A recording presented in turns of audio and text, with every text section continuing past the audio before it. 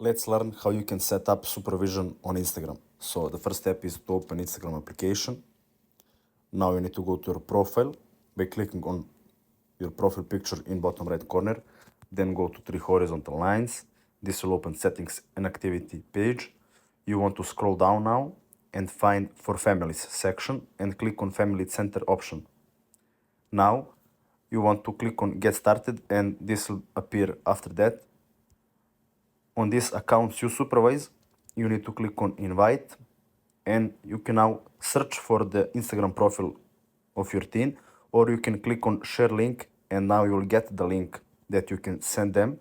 So click on copy. Now you want to go to their DM and send them this.